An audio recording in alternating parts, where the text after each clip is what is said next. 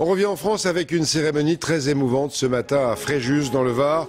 Elle marquait le 50e anniversaire de la terrible catastrophe du barrage de Malpasset.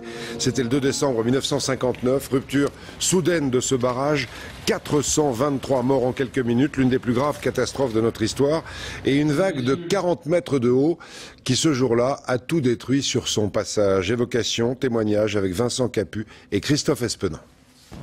Le 3 décembre 1959 au matin, la France découvre aux actualités la plus grande catastrophe civile du XXe siècle.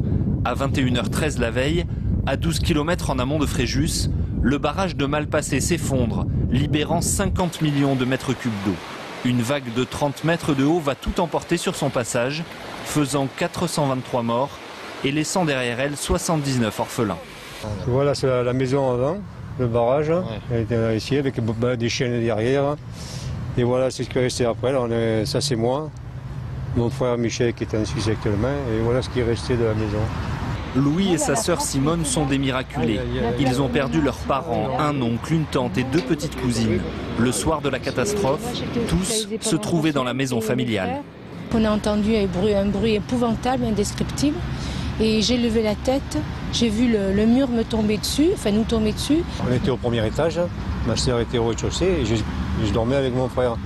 Et on s'est retrouvés, on n'a rien entendu, ni pas de bruit, rien du tout. Et on s'est retrouvés dans l'eau à peu près 500 mètres de la maison. Yvon avait 17 ans en 1959. Ce 2 décembre, il était au cinéma.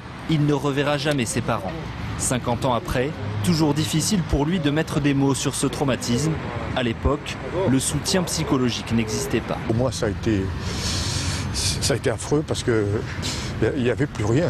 C'est sûr que c'est difficile, c'est dur de pouvoir en parler, mais j'ai préféré le faire parce que de peur que tout ça tombe dans l'oubli.